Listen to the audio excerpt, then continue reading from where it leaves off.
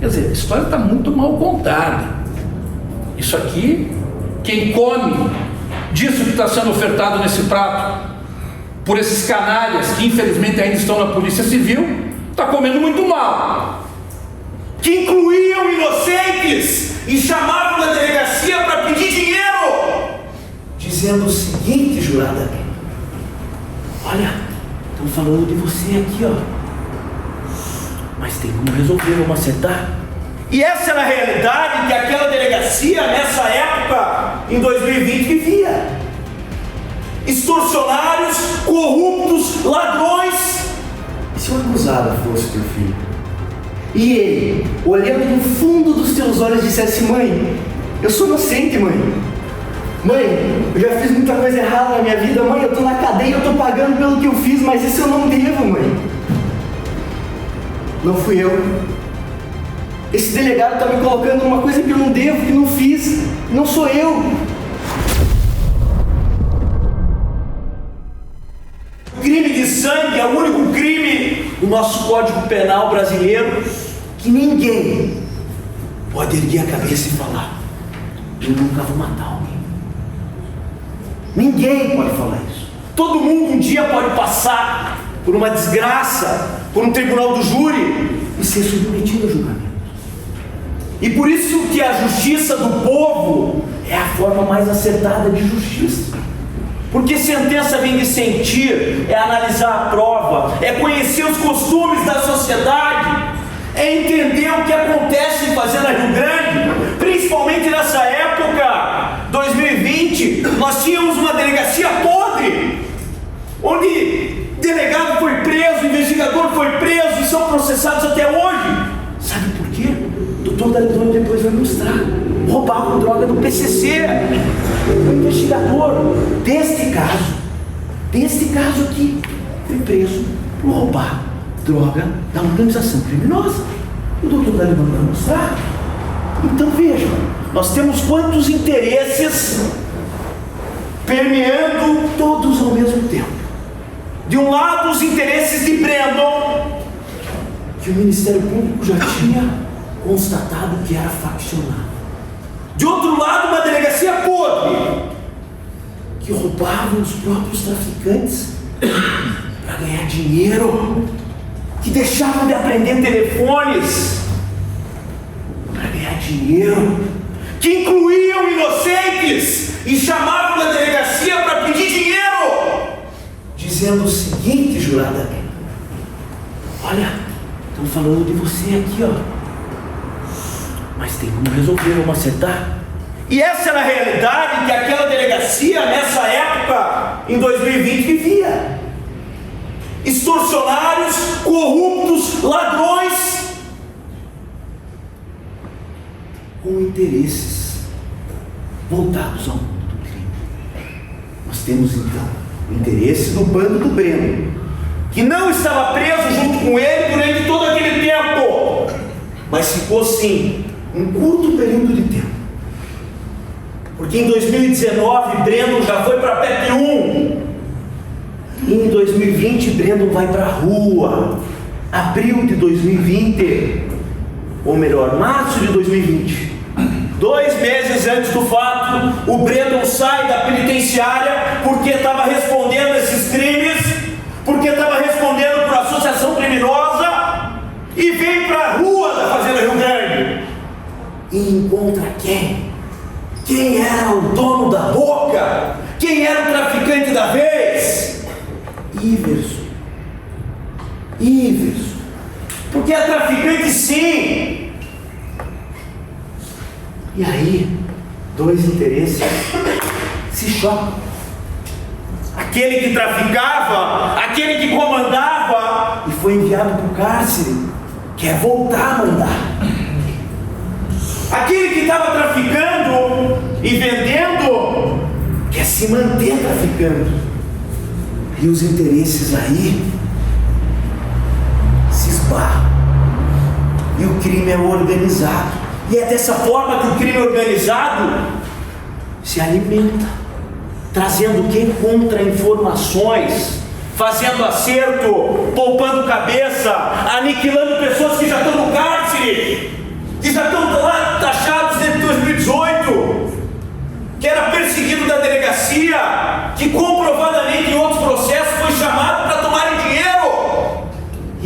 realidade. Porque dentro da delegacia nós também tínhamos os corruptos, os ladrões. Como acontece no Rio de Janeiro, lá nós não temos nenhum inquérito policial, diferente aqui do nosso Paraná, que a maioria das delegacias são delegacias sérias, mas lá no Rio de Janeiro nós temos o VPI, que é a verificação preliminar de inquérito. Eu vou dar uma investigadinha para ver se vai virar inquérito. E daí sabe o que acontece? Acerto, corrupção. E é o que acontecia aqui, infelizmente. Policiais estão presos hoje, em 2025. Policiais esses que atuavam nesse inquérito. Pasmem, vossas excelências. E quem era o Iverson? O próprio Brandon contou. Era o dono da cidade. Andava armado, tinha uma distribuidora, vendia cocaína. Ele mesmo bate no peito e diz: eu comprava cocaína do Chacal, que é outro traficante que é conhecido aqui da cidade. E ele ali, pistola na cinta, vendendo droga, dono da boca. Não sabe o que ele faz, né? Todo mundo sabe que ele anda armado aí, né, senhor? Ameaçando os outros, todo mundo sabe disso. Ele vivia andando armado, tanto que falou que na reportagem dele, ele sempre andou armado. Ele era de dentro da favela, ele era cria da favela, ele era. Ele tem problema com os outros, né, senhor? Esse é o Brandon, falando sobre o Iverson. O Brandon, em 2019, teve um amigo dele que matou uma pessoa na prefeitura. Ronaldo, o nome dele. Também pertencente, segundo o Ministério Público, à organização criminosa. Sabe quem foi a testemunha contra o Ronaldo, apontando para a autoria de Ronaldo? O Iverson. Porque o crime é organizado. E sabe como ele se organiza? Aniquilando os concorrentes, dizendo: olha, é aquele ali, ó, porque ele está competindo comigo, está concorrendo comigo. Então eu preciso o quê? Eu preciso me manter firme e forte. Eu preciso aniquilar as minhas ameaças. Eu preciso aniquilar os traficantes rivais. E esse é o crime. O crime funciona dessa maneira. Fato que chegamos no dia 28 de maio, está o Brandon, o PCC, chefe de organização, vem à rua, encontra com quem? O Iverson, que já tinha mandado para a grade o amigo dele, num júri aqui em 2019. Aqui ele sentou aqui e foi testemunho. E ele contou isso para a autoridade policial, ele contou isso para a polícia no primeiro momento. E essa é o momento mais importante de uma investigação. É o dia do fato, é o boletim de ocorrência, é os momentos que sucedem a ligação para o 190, onde o cidadão liga: polícia militar, socorro, e chega lá no local a polícia. E a polícia não vai lá à toa, a polícia vai lá para saber o que aconteceu, quem matou, por que matou. É por essa razão que a polícia se desloca, é por essa razão que a delegacia de homicídios vai até o local. É por isso que o Estado tem uma delegacia com atribuição para investigar.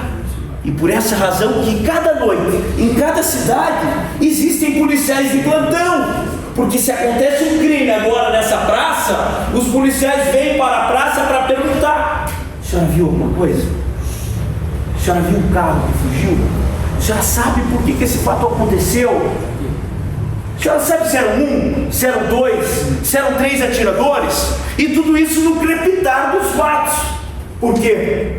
Porque depois, com o passar do tempo, ainda mais em situações de crime organizado, as coisas vão se organizando para quê? Tirar uns de cena e colocar outros na cena. E assim funciona. Vive caso Marielle lá no Rio de Janeiro. Vejam quantas pessoas foram acusadas de forma injusta. Vejam quantas pessoas foram presas em razão do que? Das contra-informações do crime organizado. Para quê? Para tirar do meu e colocar no colo de outro. E por essa razão que esse advogado, no primeiro momento, na primeira vez que tive a palavra, eu mostrei o primeiro relatório. 28 de maio de 2020, dia dos fatos. O fato é esse. Não é bonito, não é cheiroso e nós temos que resolver. O fato é que o Iverson, conhecido traficante, que usava esse automóvel não como Uber, não para levar pessoas para o trabalho, como ele quis dizer aqui, usava para levar droga. E o Breno, lógico que sabia. E o Breno está na rua. E o Breno está há 2 meses. O que acontece? O amigo retira o Iverson do carro e leva até o UPA, porque ele foi atingido com um disparo no braço. Pois bem, os policiais civis que estiveram no local, que essas fotos aqui que nós vimos são deles, eles ouviram das testemunhas, falaram: o cara foi levado para o hospital. O que eles fazem? Embarcam na viatura e vão para o hospital para saber da boca da vítima. Quem que te atirou? Por que te atiraram? E ele conta: Iverson suspeita que a pessoa de Brandon César Casemiro Teixeira, vejam, já tem o RG dele, porque ele deu detalhes para a equipe policial, que jogou no sistema de pesquisa e veio o RG. Suspeita-se que Brandon, nome completo RG, tem envolvimento nesse atentado. Iverson recebeu os primeiros atendimentos médicos e estava sendo encaminhado para o hospital evangélico e foi orientado a comparecer na delegacia junto de sua mulher para serem ouvidos assim que receber alta médica. Então, na cama, no leito do UPA, sem a ação do crime organizado, o Iverson falou. E falou o quê? Quem matou foi o Brandon. Matou por quê? Aqui, ó.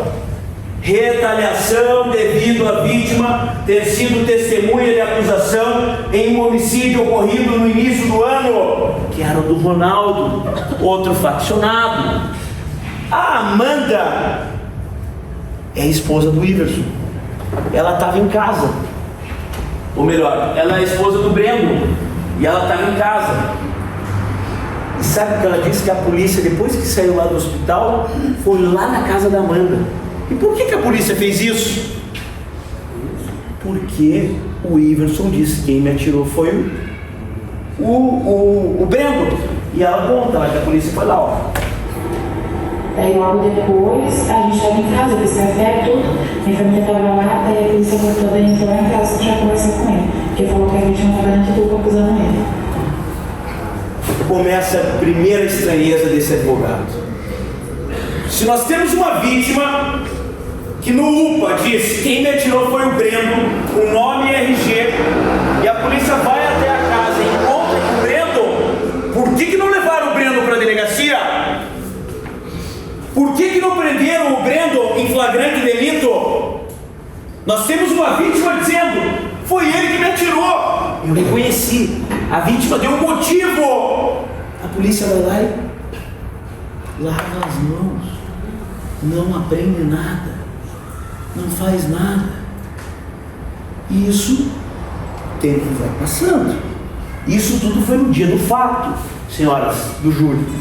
O Guilherme, que foi a pessoa que levou o Iverson para o UPA, foi perguntado. O Iverson falou que estava sendo ameaçado pelos teófilos. Não, ele não comentou isso comigo. Então, no boletim de ocorrência para os militares, ele não fala nada.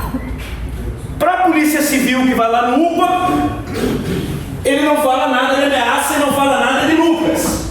E fala assim de Breno e fala assim por quê? Para o amigo que levou para o hospital, é natural. Se meu amigo foi baleado, eu vou perguntar: o que aconteceu, meu irmão? O que houve? Por que você levou tiro? E ele foi perguntado: alguma menção ao nome de Lucas? E ele responde: o Whindersson falou para o senhor se a gente confiava de alguém, se ele estava sendo ameaçado por alguém? Não, nunca me lembro. Não falou nada. Tá. Não falou nada. Só que o motivo do crime, do dia, do momento, sem interferência do crime organizado, qualquer depoimento, testemunha do amigo dele que foi a júri, foi condenado e o Whindersson acusou. Ele repete isso no dia primeiro depoimento dele. No começo de 2019, eu fui testemunho de um homicídio que teve ali na prefeitura, referente ao Ronaldo. E eu fui como testemunho de acusação. Ele acabou sendo condenado a 18 anos e desde então eu venho sofrendo ameaça. O Ronaldo. Seria o Ronaldo do Costa? É. Então ele dá um motivo. E ele diz o quê? No dia primeiro também. De novo, quem que te atirou? Foi o Breno, irmão dele. E você conseguiu ver quem estava no volante do carro? Eu tenho certeza que são o Breno e o irmão dele. Mas o crime é organizado. E começa o acerto, começa a contra-informação e começa a tirar do colo do Breno e jogar para o colo do outro. E quem que é o outro? É aquele imundo que está lá no cárcere há 7 anos. O que jogar na conta dele cola? Sabe quantos homicídios o delegado já jogou na conta dele? 8! Não tem solução? Joga na conta do bicho papão. Cola. Põe lá a testemunha sigilosa. Diz que foi o Lucão, o Lucas, o irmão do Gui, o irmão do Efigênio. Tá tudo certo, resolvido. Lavou as mãos, vai pra imprensa e diz: caso resolvido. Fazenda Rio Grande vive tempos de paz. E é assim que funciona. Principalmente quando se trata de uma delegacia corrupta. E aí, o Breno sai de cena, ele ameaça o Iverson junta isso no processo. E os caras me levou lá hoje, tava delegado, tudo, piada. Os caras queriam me deixar preso, tá, piada? Não tem nada a ver com esse B.O. aí, piada. Você é louco, Deus me livre, piada. Tô de boa, piada, cuidando minha família, tranquilo, piada. Não tem nada a ver com esse B.O. aí, Rantinho, tá ligado, piada? Eu vi o vídeo teu lá, do delegado me mostrou, principalmente foi eu, você viu o gol vermelho e tudo. Pô, piada, tem nada a ver, piada, você é louco, Deus me livre, piada. Daí tentei te ligar pra delegacia lá, piada. Pô, você é louco, piada, tem nada a ver com esse B.O. aí, gay. Tem uma frase desse áudio maravilhosa que demonstra tudo aquilo que eu estou falando. O delegado me mostrou o teu vídeo. Opa, era lá. Por que o delegado está mostrando o vídeo para testemunha? Sabe por quê? De obra no teu nome. Quer sair dessa pedrada? Paga tanto. Brandon, estou falando de você aqui, ó. Mas eu tenho como te ajudar. E é assim que funcionava a delegacia, tem prova disso no processo. Esses policiais foram denunciados. Nós não podemos virar massa de manobra. E o que é virar massa de manobra? A promotora falou e não provou. Ah, mas a promotora é ruim? Claro que não, eu conheço a outra promotora. É uma guerreira. Já estivemos em lados opostos, mas lutando por justiça numa comarca distante. A promotora é guerreira, tem que trabalhar com o que tem na mão dela. Porque eu afianço o meu nome, se Sua Excelência estivesse desde o começo aqui, isso aqui teria tomado outro rumo. Porque eu já esgrimei do outro lado com Sua Excelência, inclusive investigando o delegado de polícia, que Sua Excelência descobriu, junto com uma outra heróica promotora, doutora Dúnia. Duas guerreiras pegaram delegado traficante e foram de pontinho investigando e chegaram no delegado que traficava cocaína, que foi para a rua Então, eu tenho certeza. O trabalho dela é o quê? Ela, infelizmente, com todo respeito, está escravizada com aquilo que foi produzido. Isso foi produzido por quem? Nobres jurados. Por quem que foi produzido? Por um delegado. Por um delegado que não merece absolutamente nenhum crédito. Ademair saiu corrido aqui de Fazenda Rio Grande, que transformou a delegacia num balcão de negócios. Vendia segredos, vendia sigilos, saiu daqui corrido. E quem que pegou? O Ministério Público. Doutor Cirino, que eu tive também a honra de ombreá-lo aqui também no julgamento, detectaram a situação, pegaram e correram. Mas ele já vinha corrido de outra delegacia. Ele vinha corrido da delegacia de roubo de cargas. Por quê? Porque lá extorquiu um empresário querendo 200 mil reais. E tudo que eu estou falando está dentro dos autos, eu juntei os autos. Que ele queria 200 mil reais para liberar, senão ele ia transformar aquele empresário que transportava eletrônicos num contrabandista. Então ele sai corrido de lá, vem para cá, sai corrido daqui, e alguns policiais se envolvem num outro escândalo. Um escândalo muito maior, que é o roubo de meia tonelada de cocaína do primeiro comando da capital em Paranaguá. E aí nós temos a figura do policial Vanderlei Roberto de Oliveira, o vulgo Caixão, envolvido e suspeito nessa questão, que também o Ministério Público achou por bem e encontrou indícios suficientes de fazê-lo suspeitar desse roubo, dessa carga de droga. E o que o doutor Daledoni quer dizer com isso? O que eu quero dizer com isso, de uma maneira muito clara, muito objetiva, muito verdadeira, é que as coisas foram manipuladas. Porque quando o doutor Renan diz a vossas excelências, extraindo dessas informações que elas não se transformaram em provas, né? Elas não são provas, elas são narrativas que foram sendo construídas no processo, mas que não foram validadas. Que o Brendo, que foi o primeiro suspeito, o sujeito estava com o lombo ardido do tiro que levou, o susto que levou. E o que ele falou? Foi o Brendo e foi o Juliano que estavam dentro do carro. E aí eles convocam o Brendo. Oi, tudo bem com o senhor? Está tudo certo? Querido, o senhor compareça aqui na delegacia. E ele vai lépido e fagueiro para a delegacia. E lá ele diz assim: olha, eu tenho um telefone que não fui eu, tá? A minha mãe não deixa, meu papai me bate na bunda se eu fizer uma coisa feia dessa. Aí está o telefone aqui, ó, de quem foi. Isso é passar a mão na cara e aviltar a inteligência de todos nós. E é contra isso que a defesa se impõe, esclarecendo as suas excelências, para que todos nós não sejamos o quê? Massa de manobra. Massa de manobra. Por quê? Quando o doutor Renan fala que ele tem as costas de velcro, é porque é o Lucão, que é traficante. Suas excelências já ouviram falar dele. A Fazenda Rio Grande não é tão grande assim. Embora tenha Rio Grande no nome, ela não é tão grande assim. E as conversas acontecem. E pelo que ele fez, ele foi condenado. E paga por isso. Mas nós não podemos consentir que isso exista. Nós não podemos, enquanto poder judiciário, enquanto julgadores, suas excelências têm o poder de julgar. Suas excelências são magistrados, são juízes. Tem que entender a grandeza. E nós não podemos, e daí ao lado do que a promotora sustenta, sempre com todo respeito, nós não temos aí, o Ministério Público não tem o monopólio da verdade.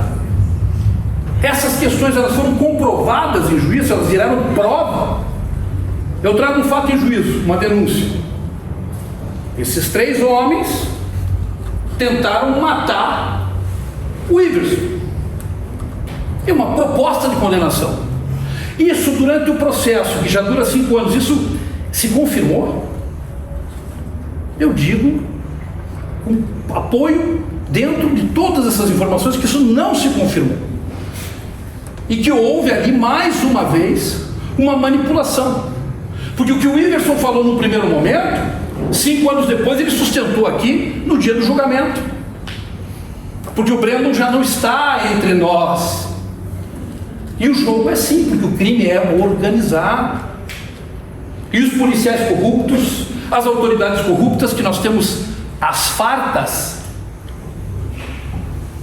se valem disso para enriquecer. O celular que foi encontrado na cela onde ele estava preso e continua preso é um celular que não tem como gravar áudio, não tem como acessar a internet, um celular antigo que só faz ligação. Era o que tinha. Nesse celular nada foi encontrado. E curiosamente, o Brendo, que era componente do primeiro comando da capital, o Brendo, que é o irmão dele, o Juliano, que é o excluído do primeiro comando da capital, chegam na delegacia com a maior tranquilidade, porque a investigação não é desse jeito. Você não vai convidar o sujeito a chegar ali.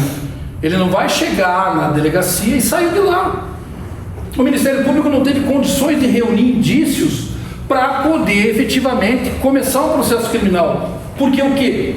A polícia judiciária, ela investiga, ela amealha elementos e manda para o Ministério Público iniciar ou não uma ação penal. E o Brendo veio assim macio, veio tranquilo, ao ponto do Ministério Público escrever: eu não tenho condições de processar o Brendo.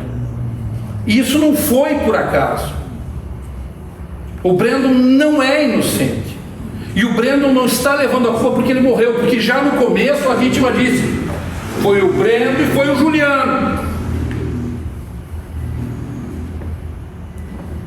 Quem é que deixa no telefone de um sujeito do primeiro comando da capital toda a autoria do crime? Ó, aqui é o Lucão, hein? Nós vamos matar fulano, vamos matar ciclano.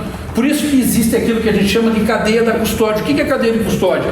É isso aqui, ó, uma arma foi encontrada numa cena. Ela precisa ser o quê? Preservada, envelopada, lacrada, para que ninguém mexa daqui, onde eu, perito, encontrei, até a perícia. Do contrário, haverá o quê? Manipulação. E Suas Excelências, eu tenho certeza de convicção de que não podem e não devem, sob pena do quê?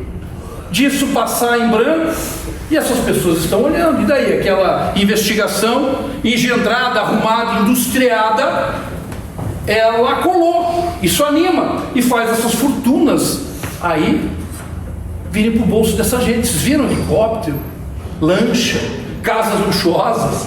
Suas Excelências aqui, uma imensa maioria, são servidores públicos também. Sujeito ganhando 7.249 por mês, um helicóptero de 2 milhões. Isso vem da onde? Isso vem do crime organizado, isso vem da cocaína, isso vem desses inquéritos industriados.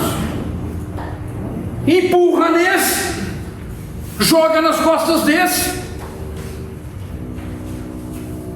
Tiveram 10 mortes, foi o Lucão. Empurra tudo, vai. As costas é de velcro que joga cola. E é por isso que o Tribunal do Júri existe. Para que não fique uma coisa automatizada. Para que a gente possa ter liberdade de trabalhar. Para que os advogados possam expor suas teses. Para que os advogados possam incutir no jurado que isso não pode continuar. Tinham promovido aqui um verdadeiro balcão de negócio na delegacia. E o Ministério Público pôs para correr. E agora caíram roubando cocaína em Paranaguá. E nós não podemos aceitar. Essas pessoas não têm credibilidade.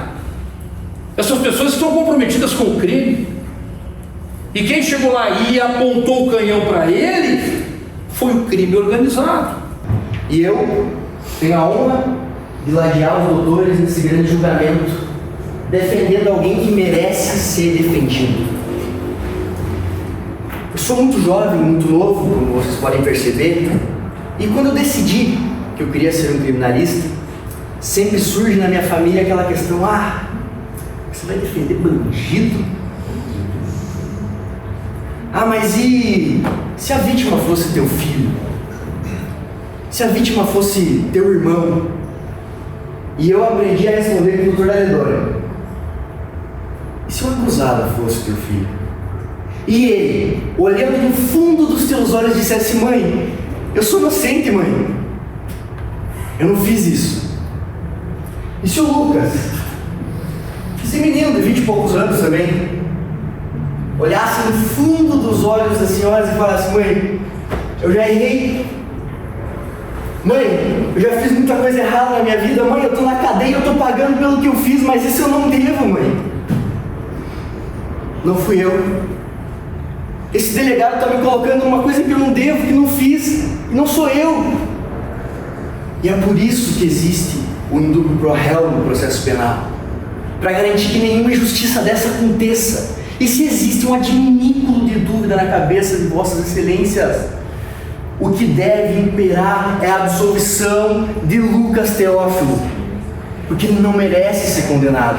Eu vos afianço, estudei cada página desse processo, cada página dos mais de 100 mil páginas desse laudo de extração telefônica, e não existe prova, indício suficiente para condenar Lucas. A deusa símbolo do nosso direito, a deusa Tênis, ela é cega. E ela é cega não é por defeito, não. Ela é cega por virtude. Porque ela julga sem olhar quem. Sem olhar se é preto, sem olhar se é pobre, sem olhar se é traficante. Ela julga olhando a prova dos autos.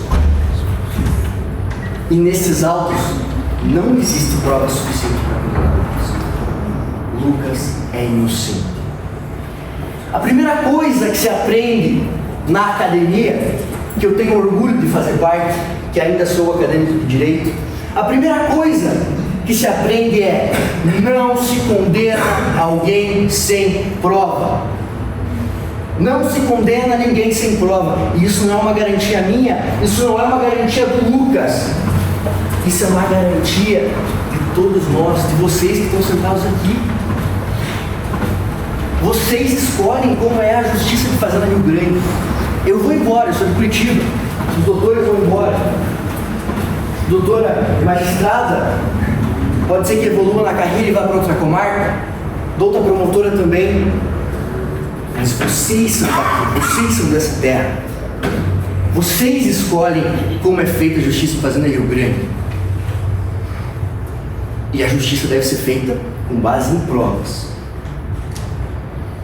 E o voto de vocês é uma voz, é um grito para a Fazenda Rio Grande, é um grande não para essas investigações mal feitas, para falar o mínimo. É um grito para o Estado, dizendo: isso aqui não está certo, e Fazenda Rio Grande não aceita e não vai aceitar corrupção. Fazenda Rio Grande não aceita e não vai aceitar o crime organizado usando da polícia para tomar território. É isso que o voto dos senhores hoje significa. O fato é que o Brendo chama o Whindersson, todos da mesma organização, fazem os seus acertos, e dia 2 de junho, jurados, pasmem vossas excelências, pinta um celular na delegacia, que eles dizem que é do Brendo. Esse celular é um só. No laudo aqui aparecem 4. Auto de exibição e apreensão, 2 de junho de 2020. O vídeo do Iverson foi no dia 1º de junho de 20. E o Iverson já está falando: o delegado me mostrou o teu vídeo lá. Por que esse celular pinta lá no dia 2 de junho? O cara é do crime. O cara desde 2013 está metendo bronca na cidade. O cara é faccionado. Será que foi ele assim que pegou o celular dele e disse: delegado, você bonzinho pro senhor, pode aprender aqui, ó. Eu já sei que estão me acusando, mas pode aprender aqui. E daí, jurados? É nesse telefone que tem aquelas conversas que a doutora promotora leu. Mas aquelas conversas, diferente dos processos tradicionais que nós estamos acostumados, existe uma ferramenta chamada Cellebrite. Vossas excelências que já foram jurados certamente já ouviram falar. O que é isso? É um software israelense que conecta aqui no meu telefone e chupa tudo que tem dentro. E vem todas as conversas do WhatsApp na íntegra, começo, meio e fim, em ordem cronológica, com o dado do contato, com data, com dia, se está conectado o celular no Wi-Fi, se o celular está numa rede 3G, é a identidade do telefone bem inteira. E coincidentemente, nesse telefone, que a delegacia está dizendo que o Breno foi lá e apresentou, porque não tinha mandado de buscar, não existia um juiz dizendo busca e aprende o telefone do Breno, não existia nenhuma ordem judicial. Essa mesma delegacia que foi no dia na casa do Breno e não levou ele para a delegacia, mesmo com a vítima dizendo foi o Breno. E daí no dia 2 passa o dia 29, passa o dia 30, passa o dia 31, passa o dia 1º, 5 dias depois, pinta lá na delegacia o celular do Breno. Mas será que foi ele que levou? Se ele levou, eu não tenho dúvida que ele queria incriminar o Lucas. Não tenho nenhuma dúvida com relação a isso. Sabe por quê? Porque esse aqui não é santo. Esse aqui já respondeu o processo por tráfico. E tudo que os traficantes da cidade hoje querem é que ele não saia nunca mais do cárcere. E é assim que funciona o crime organizado. Aniquilando, massacrando, para agraçar impune. É assim que funciona o mundo do crime. Por isso que nós temos a caguetagem, por isso que nós temos aquela expressão X9, por isso que nós temos a expressão contra-informação. E esse é o mundo do crime. E aí o que acontece? Esse celular é maravilhoso. Nós vamos ver como que essas conversas são montadas, porque não tem uma extração. Esse celular que pinta lá na delegacia tem um aplicativo chamado Warning. Acredito que Vossa Excelência nunca ouviu falar, mas é um aplicativo só para isso. Para que serve? Eu baixo aqui no meu celular e ele salva todas as notificações do celular enquanto o aparelho estiver desse jeito, quando eu não estiver com ele ligado. Então eu recebi uma mensagem da jurada Dani, da jurada Jane. Não vai aparecer o conteúdo da mensagem, só vai aparecer notificação. Notificação de áudio, notificação de mensagem, notificação de imagem. E daí, coincidentemente, também nesse telefone que pinta lá na delegacia, tem áudios na pasta, não do WhatsApp, áudios na pasta áudios, porque era um telefone Xiaomi. Então tem a pasta separada chamada áudios dentro da estação. E daí dentro dessa pasta chamada áudios, tinha áudios nominados Lucão, escrito Lucão. Não é uma conversa no WhatsApp do Lucas Teófilo conversando com o Brendo. Não existe mensagem de Lucas Teófilo conversando com o Brendo. Não!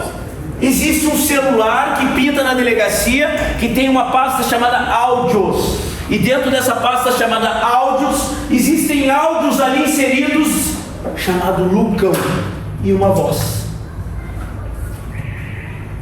E o perito, se Vossas Excelências olharem na folha 16 e 17, ele faz uma recomendação para o delegado corrupto. Sabe o que ele faz? O delegado, para você confirmar se realmente é o Lucas, você precisa pegar esses áudios que estão dentro desse aparelho, mais a voz do Lucas, e mandar para uma perícia de confronto de voz. Aqui o nosso Estado faz, e nós pagamos, eu, Vossas Excelências. Sabem se o delegado fez? Claro que não. Sabe por quê? Porque rende muito. É assim que funciona a delegacia. Mas vamos continuar, que é bem interessante. No dia 23 de junho, quase um mês depois, já muda tudo, troca tudo. O Brandon sai de cena e pinta quem? O Lucas. Olha lá, ele já não reconhece mais ninguém. Você chegou a reconhecer alguma pessoa desse mundo? Não reconheci, estava ali 14. Todos eles? Eu só abriu outra vez, o outro vídeo não deu pra ver porque tinha ido o filme no carro. Então, já não reconhece mais o Breno, já tira ele fora, não sei de nada, não vi nada, mas tem o Lucas. E começa a falar do Lucas agora. Olhem só como é o crime organizado. Uma ameaça que era do Lucão, do Figênio e o Gui. Eles falavam. Falavam se eu não vendesse droga pra eles e eu não venderia pra ninguém, né? Que eles iam me matar. Eles chegaram a mencionar antes também desse ocorrido com relação a alguma outra morte no lugar? Sim, mataram o Carlão. Disse que tinha uma lista, tem uma lista completa de nomes aí para matar na fazenda. Primeiro foi o Carlão e eu acabei recebendo um print também, que nele estava escrito que depois do Carlão eu era o próximo. Pesaram o lado de quem? Do Lucas, do Guilherme, que está aqui sentado, que foi a júri já também aqui nessa cidade, pelo mesmo delegado, pasmem vossas excelências. Foi acusado também de homicídio, nesse mesmo contexto. Forjado, plantado, orquestrado, e foi absolvido, está aqui, existiu o julgamento. Estavam tentando botar no colo dele de novo lá, de novo. Esse sujeito estava jogando no colo dele ali, ó, de novo. Esse sujeito estava jogando no colo do Efigênio, de novo, que também foi a júri.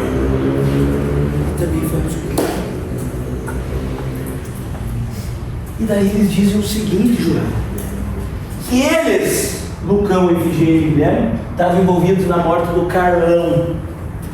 Mais um inquérito. Na conta de quem? O que acontece? Mandado de prisão. O que acontece? Extorsão. O que acontece? Impronúncia. Por quê? Porque é com esse tipo de prova. A delegacia engole, a delegacia é corrompida, o crime é organizado, tiram da conta de um e jogam na conta dos outros. E está tudo bem, engolem com farinha. E é por isso que a justiça é do povo, é por isso que o júri é popular, é por isso que sentença vem de sentir. Vossas excelências têm que sentir a sacanagem, dar um severo não para os delegados corruptos, para os investigadores que estão aqui para ganhar dinheiro. Deu. Estavam envolvidos na morte do Carlão. Sabe se foi para frente isso? Claro que não. Ah, mas e a lista? A lista que ele recebeu de morte? Cadê, doutor Herão? Não existe. Ah, e o print do amigo? Não tem. Ah, e a ligação da ameaça que toda... 10 vezes ele ligava ameaçando toda semana: se você não vender minha droga, eu vou te matar. Cadê as mensagens? Não tem também. E aí nós temos que acreditar na palavra do sujeito, que limpa a barra do Breno e põe na conta dele. E está tudo certo. E nós temos que engolir isso. Não, ele já está pagando pela pena dele. Ele tem mais 13 anos de cadeia para cumprir. Agora, quando chega um boleto na minha casa, que eu já paguei, eu não gosto, isso me revolta. Eu odeio pagar a conta 2 vezes. Imagina esse sujeito dentro do cárcere, imundo, dividindo cama, comendo marmita azeda, pagar por coisa que não fez. E é por isso que a injustiça contra um homem é uma ameaça contra todos nós. E por isso que o tribunal é do povo, para afastar a tirania, para afastar a acusação baseada nisso. Porque é nesses casos, dos mais miseráveis, daqueles que estão nas profundezas do cárcere, que a justiça se levanta e fala: eu não quero o Lucas revoltado no cárcere, eu não quero os amigos do Lucas revoltados dentro do cárcere, pagando por algo que ele não fez, pagando por algo que foi armado. E por isso a justiça do povo. Quer dizer, a história está muito mal contada. Isso aqui, quem come disso que está sendo ofertado nesse prato, por esses canalhas que infelizmente ainda estão na Polícia Civil, está comendo muito mal. Mas é bandido. E amanhã pode ser com quem? Pode ser comigo, pode ser com a senhora, pode ser com um filho seu. E aí? O que o tribunal do júri tem que fazer é dar um sonoro não. Isso não significa dizer que haverá impunidade. Não. Haverá o seguinte: o promotor já fala, isso aqui foi uma caca o que vocês fizeram. Isso aqui não prestou.